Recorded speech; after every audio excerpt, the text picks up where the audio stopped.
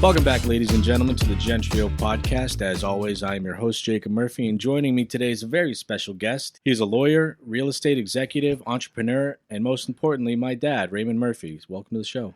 Thank you, Jake. Nice to be here. So as you know, I'm working for Gentrio, a company that you know a lot about. And I wanted to ask, we obviously are involved in the estate planning industry, and I wanted to bring you on to get a more personal look into the estate planning world from the eyes of someone close to me. So why don't you start by taking us through, your career, post-college, graduation, how you got to where you are today?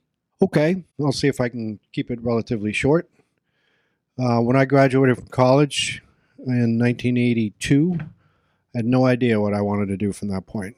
For me, it was, my parents had not gone to college, so, my dad just wanted to make sure I got through college. And beyond that, it was kind of up to me, and I hadn't really figured it out.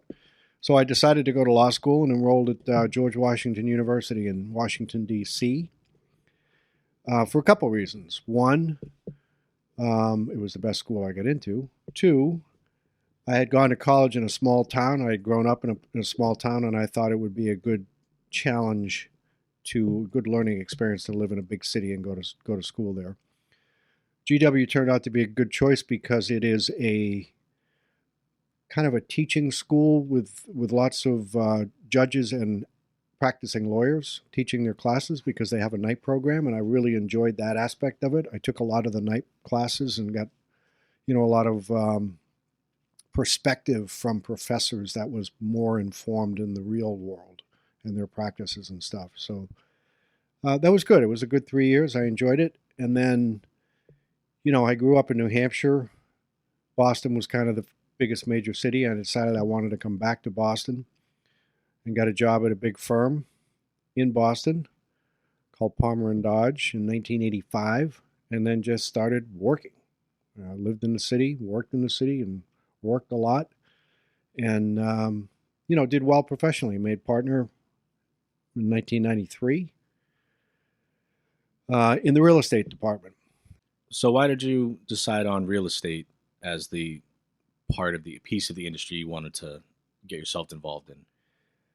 Well, when I first started working at the firm, they put you through a rotation through various departments. And I worked through the public finance department, which was doing a lot of long prospectus writing on public financing projects like the stadium at Boston College and some hospitals and things like that. The projects themselves were pretty interesting, but the work that I was doing was, drudgery. They also put me in trial litigation, a trial attorney. Most of the big firms don't actually do trial work; it's more appellate work, and I just found that to be way too contentious for my personality, fighting over, a lot of stuff that I didn't think really mattered. Real estate I was attracted to because it's tangible. It's you can touch it, you can feel it, you can see it. And I liked that idea. It was, less of an esoteric area of law and more, no pun intended, down to earth. But, you could go walk a site, you could watch the construction go on a project that you had worked on. And I found that to be very satisfying. Did you ever find yourself in any sort of estate-related, what was the word you used, cycles? I never cycled through the estate planning department of Palmer & Dodge. They called it Trust and Estates. It was actually quite a good practice. But I did work on a litigation matter involving an estate of a very wealthy individual who had when he died, he had a wife, but he also had a mistress. And it got pretty contentious, and I had to do some legal research on that. Because the mistress felt like she was owed more than obviously the wife felt like she should have gotten out of the estate. So that was kind of my first introduction to estate law and estate planning, although not what you would call in a conventional sense. So back in 85, and as you were just getting started all the way up until 93, you said you made partner. 95, I showed up. What was the estate planning world like? Did you have any kind of encounters with it, experiences with it? The whole practice of law has changed in Boston. The Boston was full of these white shoe law firms, they would call them, that had been in business for hundreds of years. And the partners were, very kind of proper, and, estate planning, trust and estates, wills. If you were a client of a firm like that, you basically entrusted everything to them. They would make your investments for you. They would tell you where to invest your money, how to invest it, how to hold it, all of that. It was a very hands-on, or not hands-on, very comprehensive approach to helping wealthy people run their lives and run their wealth, if you will. There are still a few firms that have those types of practices, but not nearly as many, because I think what's happened now is there's a lot more wealth management tools out there. There are, when I first started practicing, mutual funds from Fidelity was kind of a new thing, and it was this cool idea that you could actually invest yourself in a fund that had invested in a lot of different businesses. So now, all of a sudden, people had the ability to make their own investment decisions, and go to somebody like a Fidelity without paying the price of a large law firm, and figure out their own investment strategies and portfolios. So there was a lot more. There is now a lot more personal motivation and control over what you do than there was back when I first started.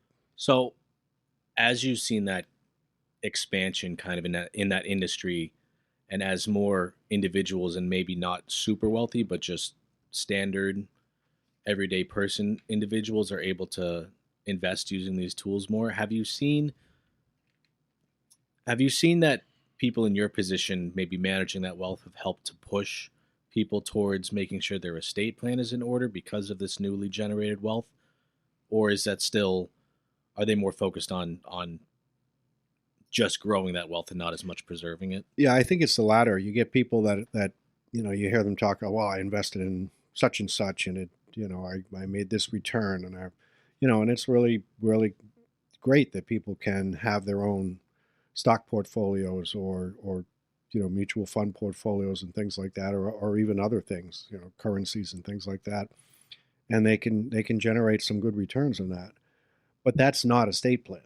Yeah, I mean, I guess it makes sense kind of in the industry, because part of their job is to take your wealth that you make maybe on their first investment and then convince you to then let's spread that through a few more investments, because that's how they get paid. And there's no Right. shame in that, but I can understand how there wouldn't be as much of a motive to say, all right, you and I both did well on this investment. Now let's turn that into generational wealth, start putting it aside. It's probably more aggressive. Let's keep investing this, keep the ball rolling. Yeah, there can be some of that. I mean, back the old line Boston firms, they were all about generational wealth. Many of those lawyers were multi-generational wealthy attorneys. Their parents had been or their father had been attorneys, and it was all about continuing that generational wealth and protecting it, preserving it for the next generation. People don't think as much about that now. Because there's the here and now, and you're just trying to generate the returns that they are, and there seems to be a little bit less emphasis on the planning of what happens in the future, and it's one of those things. Everyone thinks, well, I'll always have time to do that. Well, you always have time to do it until you don't, and if you haven't done it then there's a lot of bad things that can happen. One of the things, if you work hard or you invest well and you grow your wealth, it would only follow from there that you should control how it gets disposed of when you pass. Yeah, and I think a lot of the issue there, our stat that we found is 80% of American families don't have at least a completed estate plan. They may have bits and pieces, but the vast majority of people don't have all of it done. In most cases, they don't have any of it done. And I think a lot of that comes from a lack of understanding that you don't have to be a big time investor or some super wealthy person to have an estate. Every single person has an estate. So they don't feel it's something they need to do, much less need to do right now. Would you agree with that? I would agree with that. on quite a few different levels, actually, because you know there are each state has its own laws about how your assets, your wealth, your property, whatever is passed when you die, and if you haven't planned for that, you just have no control over what's going to happen. I've because of the profession I'm in, I have seen some very large estates, some very complicated estates, very intricate estates. There's a lot of tax planning that goes into that. There's a lot of planning so that you can not get bogged down in probate. There's a lot of planning so that you can disperse your wealth the way you want to. Um, but not everyone has that. I mean, most people have something, and it doesn't have to be, you know, a huge estate or even incredibly valuable, but it could be an important part of your family's identity. And when you die, people tend to assert themselves. I should get this. I should get that. I should, he liked me better. She liked me better, whatever. And if you haven't made a very clear statement of what goes where, then it's just going to foster a lot of unrest and a lot of, anger and emotion and maybe not the outcome that you want. So even the most basic estate plan is really worth doing. A basic will, a trust is a pretty good vehicle for, avoiding unnecessary taxes, unnecessary probate, which is just expense. And, everybody really should have one. And it's one of those things where don't let the perfect be the enemy of the good. Just an average basic estate plan gets you a long way toward where you want to be when you pass away, to make sure that you've controlled where your wealth is going to go, and you're taking care of your loved ones. And, the things that are precious to you and maybe precious to others in your family are protected. People will say sometimes, well, I've got 2 kids. My kids are going to get everything. Well, if your kid has gotten married and then divorced, your kid's divorced spouse may get a share. There's all of things like that to consider. There are third parties that can enter into the equation. And you just want to make a clear statement in your estate plan that this is where I want my property to go. Is there a point in your life that you can remember that strikes you as the moment where you realize you needed to do something? Can you recall the point in your life where your eyes kind of opened up and you said, I should do this too? Like estate planning? Yeah. I worked with estate planning lawyers, so they were Yeah, always you're there. a little ahead of the game more than But most people. But clearly when you get married, you have kids, okay? that's me. That's you. And so let's say you're about to take a trip and my wife and I are about to take a trip and we've got a babysitter that's going to watch you guys for 3 days. And then you think, what happens if the plane goes down? What happens? We don't have a plan. We don't have anything. We haven't told anybody what to do. That's when you kind of have that aha moment. It's like, I really need to do this. Mm-hmm. But it's not just for kids, brothers, sisters, pets, whoever you leave behind, they need direction.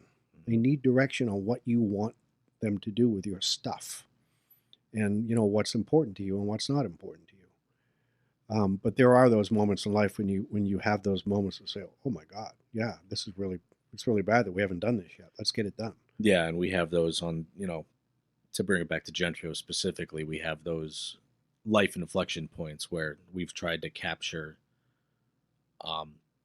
those moments that you're talking about, like having a kid or even traveling and having a bit of a panic attack, saying, oh gosh, I am kind of realizing what we're doing and what we haven't done. So I think that's probably true for most people, is that they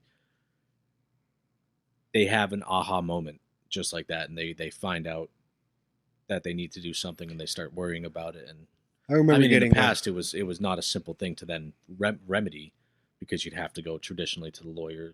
Well, I remember getting a call from my brother, your uncle, who was about to get on a plane, just the very scenario I described, and he called me from the airport, said, "I realize we don't have an estate plan. Can you do something for me right now?" I said, "Yeah, I've got standard forms. I could fill something out right now." And he went to a business office in the airport, and back then it was a fax machine. I Hmm. faxed it to him. He signed it and faxed it back. Now, was that a perfect estate plan? No, but it sure was better than nothing. And it was a perfectly acceptable estate plan. It was a will and a trust. Today, if he called and say, log on to Gentrio, fill it out, do it right now, do it Hmm. while you've got your spare time to do it. And when you return from your trip, go back to it and refine it, update it, whatever. It's just such a great tool that way because you don't have to get bogged down in a long, expensive process to at least get started and get something in place that's very serviceable. So that brings me to another good question, which is, obviously I'm here working for Gentrio, and I've found myself connecting much deeper to the estate planning world because of it. And you and Mom have now come into the company and are advisors and investors. And I wanted to ask, what brought you to Gentrio? What was it that interested you in the concept? It's a great idea because it's a universal need. It's something everyone should do. And if you can create a company that makes it easy on people to do something that they know they have to do, it's certainly a concept that's worth investing time and money in. The challenge is getting people to stop procrastinating and do it. But I think it's more likely to happen. I think it's more likely that they will stop procrastinating and do it if they have a tool like Gentrio to do it with, rather than if they have to call some lawyer who's going to charge them, you know, whatever they're going to be charged. So, um, I think this type of vehicle is something that everybody should try to take advantage of. I think it could really be a great addition to to help people as they raise families and move on in their careers and all that. And the beauty of it is, you know, if you do an estate plan through an attorney, it'll be complete and lots of paperwork and all of that. Um, and the next time you go to update it, you got to start over. It's a process. Something like Gentrio, you can revisit it.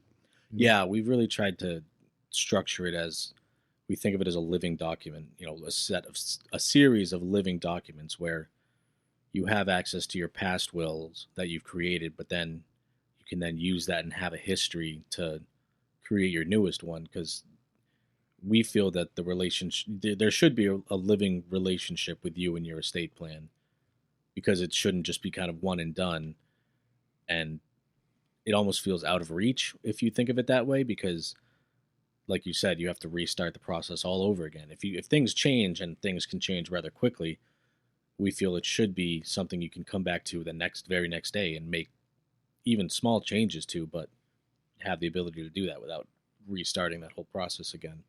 Well, it's also a platform where people can find what you've done. Mm-hmm. I mean, we have an estate plan now, and it's locked away in a safe someplace, and who knows where it is when you die, right? So that's another part of it. You got to tell people where you store things. Gentrio is a place where things get stored, and people can find it there. Mm-hmm. Um, Earlier we were talking about how you're riding in the PMC again this year, right? I am, yes, 21st year. And do you want to explain what that is for listeners here? So the Pan Mass Challenge, or PMC, is a bike ride that spans 2 days. The longest route is from Sturbridge to Provincetown, so it's about a 200-mile bike ride. And every rider has to raise money that goes to the Jimmy Fund and the Dana-Farber Cancer Institute. Yeah, I was just thinking about it because we were talking earlier about, when creating an estate plan, how you can choose to leave part of your will can be charitable donations, and I just was connecting the Yeah, two there. I mean that happens because, as he was saying, things change, right? So, if you're a wealthy person and you've ridden, and a lot of people have ridden the PMC for years, it's going to actually cross the $1 billion threshold this year of funds raised, which is pretty amazing. But let's say you're a wealthy individual whose children have predeceased you, and that's a change in your life. You don't know where to leave your wealth, and you're a PMC rider. You could leave it to the PMC. They have an estate planning office that allows those bequests to be made, and sometimes you can even do it and an annuity back while you're still alive, and then the balance of your principal goes to the charity. That's happening a lot now, and you see that, and for some people, that's where they want to leave their wealth when they pass, because either their children, they don't have children, or their children are set financially, or they want to make a statement of what they believe in and what they stand for, and they may spread their wealth among several charities that way. It's just another planning tool. Well, congratulations to Pan Mass for hitting that milestone. That is incredible, and I did just want to bring it up because I think a lot charity, especially, is one of those. It's one of those components of your estate plan that you may not think about, but I do think it has the potential to be impactful and powerful and give people, reason, not just another reason to get this kind of thing done. Well, the your estate plan is an extension of yourself. So, when you leave your wealth to your kids, that's a statement about how you value your kids. When you leave your wealth to somebody else or whatever, if you're leaving wealth to the PMC, then obviously you value the PMC. So your estate plan is a reflection kind of who you are in some respects, what your values are. So, it makes sense that people that are motivated to give to charities would do it through their estate plans as well. They did it during their life. They want to do it, as part of their when they depart the life. Yeah, we use the word legacy a lot in this space, and your legacy in my eyes is not just your estate plan, but I think your estate plan is a pretty heavy reflection of your legacy. And I ask most, if not all, of my guests this, but I'll ask you, what does legacy mean to you? To me, legacy is what you stand for. What people will, if you mention your name, what people will say. If he was this type of person. The legacy is the actions that you've taken in your life and the impact that they have made, big and small, as a reflection of your values. So, your legacy could have to do with giving to charities. Your legacy could have to do with being a good parent. Your legacy could have to do with 100 other things. To me, that's it. I mean, when you pass and people are gathered around, they're going to say, "I remember him because, he was notable for this. He did this." I mean, your Uncle Bob, when he passed away, you remember people were saying all the acts of kindness that he did during his life that no one ever knew about. That's a legacy, right? That's a legacy, not a public legacy, but that's a real legacy. And that's really what it is. It's your footprint. It's what you've left behind. And I think having, your estate plan in order just to keep, we always say leave a legacy, not a mess. Having things like this, the nitty gritty done, so you don't have to worry about it, and you can allow people to, celebrate you instead of dealing with the. And honor your legacy by respecting your wishes in your estate plan, so that it doesn't become a mess. You read all these stories all the time of wealthy families, and when the leader of the family passes away, and then the children squabble and fight, and it becomes litigation and lawsuits and all that. That's just disrespecting that person's legacy. The person spent a lifetime building a business or whatever it may be. You should respect that. And if you have a good, strong estate plan that's makes a clear statement of what you want done, that helps a lot to have your legacy respected. Mm-hmm. Well, Paps, it's been good having you on the show. I know that we're trying to get your friend Ronnie Peck on here to talk about your kidney donation to him. So our viewers can look forward to that episode coming out in a couple of weeks. Any previews you'd like to give about that? No, I guess we'll wait and see how that plays out. It's interesting having donated to Ron, since he lives in the neighborhood and we play golf together. a lot. So it makes for a lot of interesting jokes and conversations out on the golf course. But Yeah. And for that episode, we'll be talking about, you know, you think of estate planning, you think about your direct family, but what a lot of people fail to realize is that there's a lot of non-blood related family that you have out there, and we'll talk with Ray and Ron about their experiences and their friendship and how they've, I guess, physically gotten closer now that you're sharing an organ. But I guess that's right. yeah, so stay tuned for that. But Paps, thank you for being on here. I appreciate it, and we'll see you for that episode. Okay, sounds good.